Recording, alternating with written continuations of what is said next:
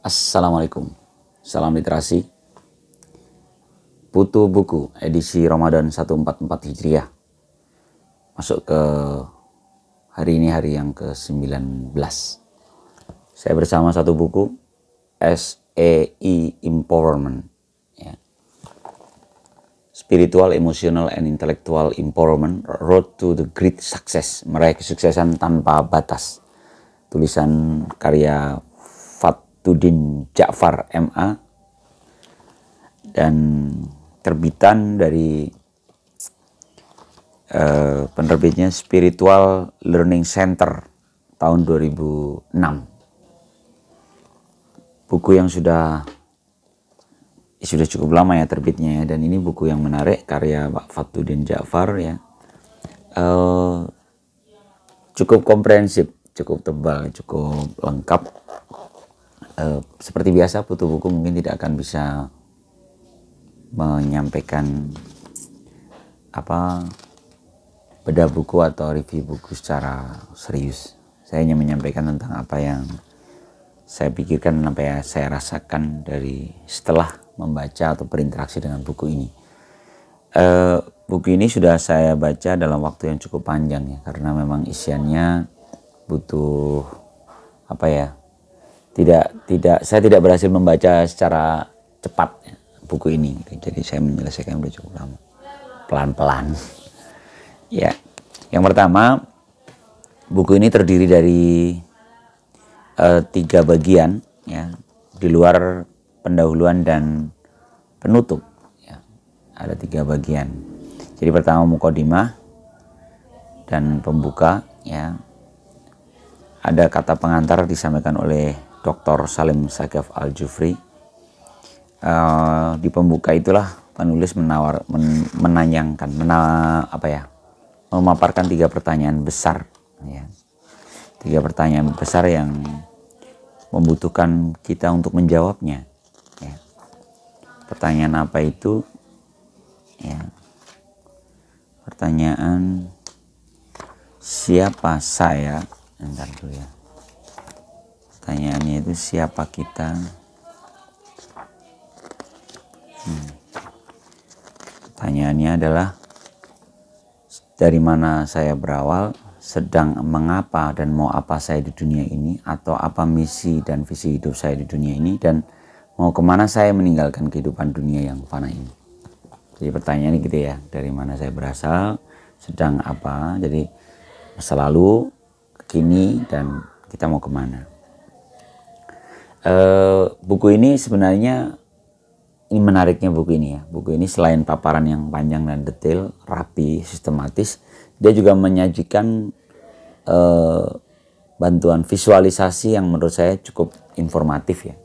Contohnya ketika bicara tentang hubungan Allah manusia, maka dia menggambarnya dengan begini. Ini Allah, manusia, lalu ada misinya adalah ibadah, dan visinya adalah khilafah, keterwakilan ya, khilafah.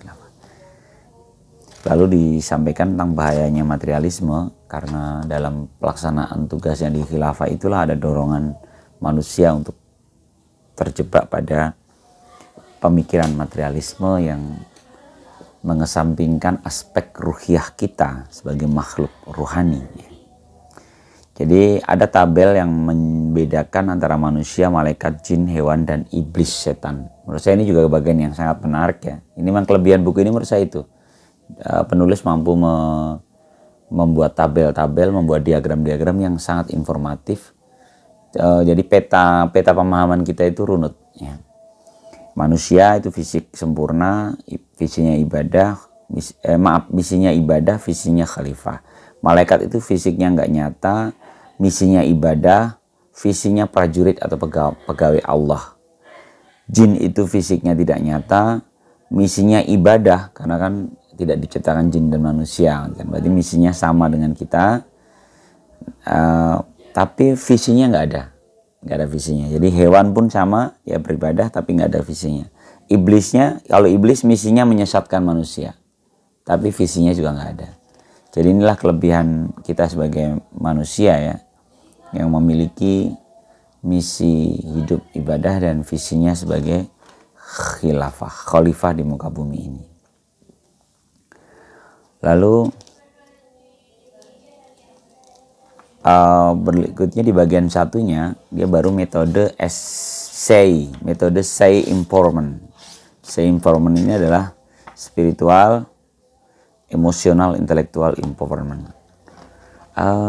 Cukup detail sekali ya, bagaimana dimensi spiritual itu tempatnya ada di kalbu, di hati. Emosional itu juga sama, ada di kalbu, ada di hati. Kalau intelektual dia ada di zihnun, otak ya. Kemudian syahwat itu ada di perut ya. Jadi 4 dimensi inilah yang yang membangun kita sebagai manusia. Intelektual, emosional, dan spiritual mereka harus bergerak bersama. Spiritual dia bisa berfungsinya untuk membangun prinsip dan gaya hidup ya. Kebutuhan spiritual itu adalah keyakinan dan iman ya. Sementara kalau emosional itu behavior, kebiasaan hidup. Kebutuhannya adalah value dan akhlak ya.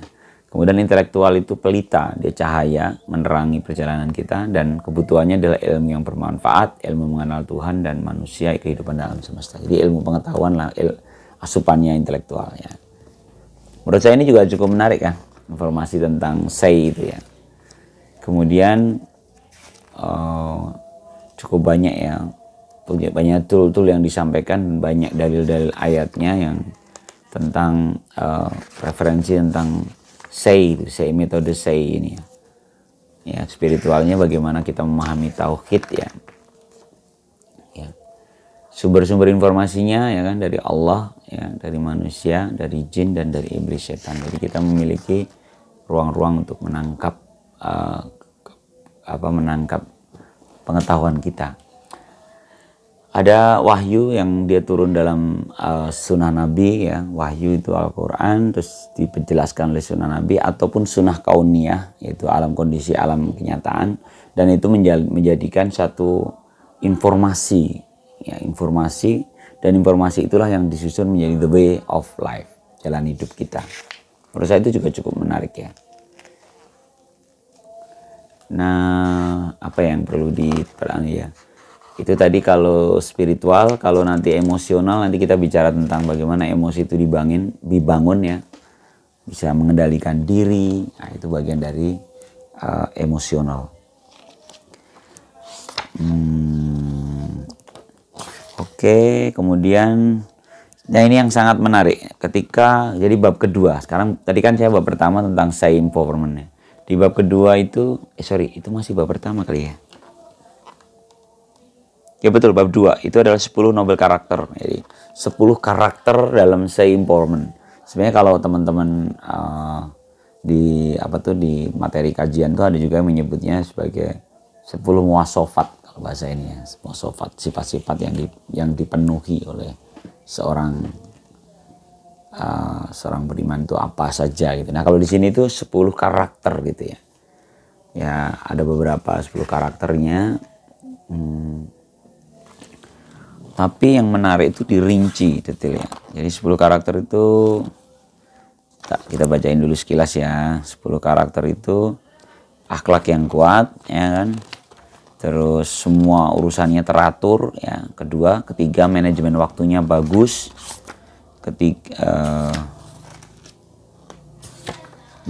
Kok lompat-lompat ya. Akidahnya bersih. Ibadahnya benar ya kan.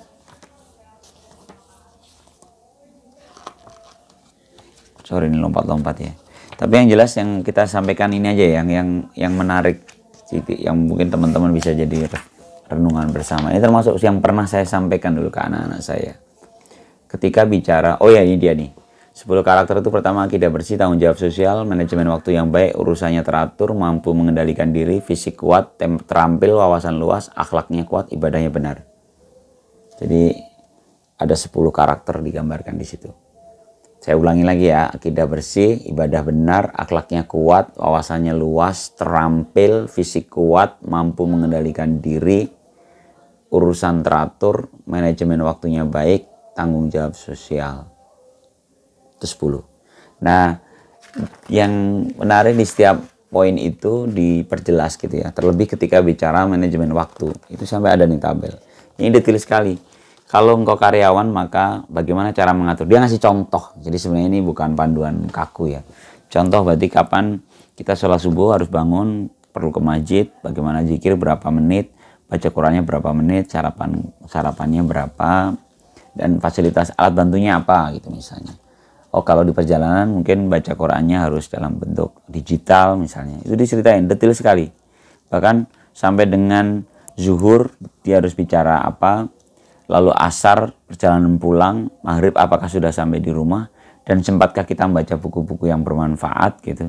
Kemudian sholat isya pun di masjid, ada makan malam bersama keluarga, diskusi keluarga, lalu mereview kondisi kesehatan anak, nonton berita, tidur dan istirahat. Kemudian tahajud, bangun, mulai besok lagi. Keren banget. Itu sampai dibikinlah durasi waktunya, berapa menitnya. Memang dia menyebutnya ini adalah contoh. Jadi tentu masing-masing kita memiliki masing-masing yang memiliki cara masing-masing. Tapi dengan memenuhi 10 karakter tadi, salah satunya adalah manajemen waktu dan mengerti urusannya sendiri, tentu kita bisa menyusunnya. Menurut saya itu sangat keren sih ya. Makanya ini kan buku itu kadang-kadang kita bisa bagi dua ya. Buku di ranah ide dan pikiran dan buku di ranah praktis gitu. Nah, buku ini termasuk yang kayaknya lengkap. Jadi selain dia membahas tentang konsep berpikir, paradigma, cara pandang kita, tapi dia juga menceritakan detailnya. Detailnya dikasih contoh. Karena itu ketebalan bukunya bisa kebayang ya. Ini sumbernya karena tadilah. Bahkan nanti ketika di bab ketiga, apa ya, kita ke bab ketiga ya. Bab kedua tadi udah kita bahas 10 ya. 10 karakter tadi. Sampai dengan fisik yang kuat itu juga kebagian karakternya. Jadi bagaimana kita nyiapin fisik kita. Nah bab ketiga ini termasuk menarik ya. Saya termasuk yang saya baca ulang tadi. Kan buku udah cukup lama. Tapi saya ngerasa ada yang ketinggalan. Jadi bab 3 ini. Nah judulnya itu 5 periode Rihlatul Khulud. Rihlah itu wisata, al-khulud itu keabadian. Jadi dia adalah wisata keabadian. Wisata keabadian itu ada 5 periode.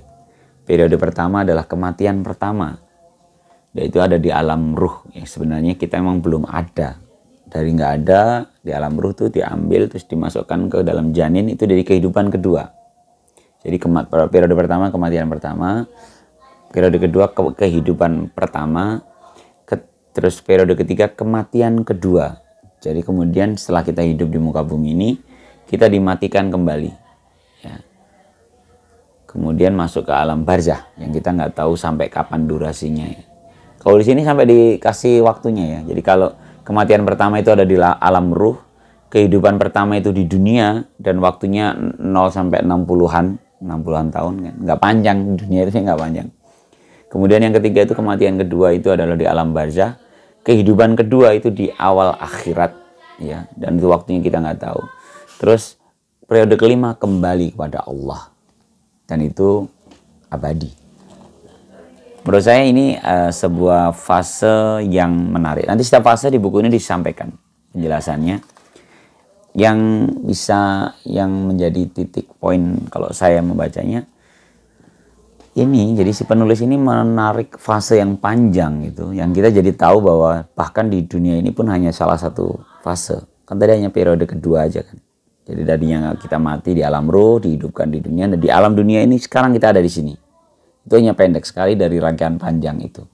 Pemahaman kita atas kita ada di satu periode pendek dari periode panjang perjalanan hidup kita itulah membuat kita lebih berhati-hati dan lebih serius mengumpulkan bekal. Kayaknya begitu ya. Kalau di hadis arba'in itu hadis nomor 40 tuh kalau nggak salah, yang cerita hidup itu seperti menyeberang jalan gitu. Jadi memang kalau kita lihat fase-fasenya, iya juga kita memang seperti hanya menyeberang jalan. Ini satu bab sendiri, cukup panjang ya. Kayaknya saya tidak akan ceritakan satu-satu, tapi dia masing-masing periode diperjelas dan penjelasannya luar biasa karena menampilkan dalil nakli maupun dalil akli. Jadi dalil nakli berupa ayat dan dalil akli berupa hasil-hasil riset ya. Sebagai pemantik saja. Salah satunya ada satu firman Allah yang ini kayaknya sih ngena di saya juga soalnya. Ada firman Allah dalam surat Ar-Rum ayat 54 itu Allah berfirman, A'udzubillahi minasyaitonirrajim. Allahul ladzi khalaqakum min dha'fin tsumma ja'ala min ba'di dha'f quwwatan tsumma ja'ala min ba'di quwwatin dha'fan wasyaibah yakhluqu ma yasha'u wa huwal alimul qadir.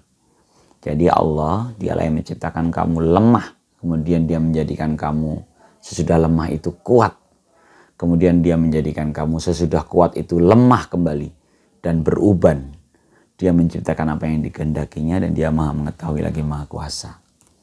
Menurut saya ini di tarikan panjang 5 periode tadi, ya kan? Kita sekarang ada di periode kedua yaitu kehidupan pertama. Di kehidupan pertama itu pun dijelaskan di surat Ar-Rum ayat 54 ini. Kita dulunya lemah yaitu anak-anak, tumbuh dewasa menjadi kuat dan setelah kuat akan dilemahkan kembali. Dan sungguhnya diingatkan bahwa Allah menciptakan apa yang dikehendakinya dan dia yang maha mengetahui lagi maha kuasa. Ini kan jadi kalau kita mau runcingkan tadi 3 pertanyaan besar di awal buku ini tadi kan, kita dari mana berasal dan kita sedang di mana dan kita akan kemana.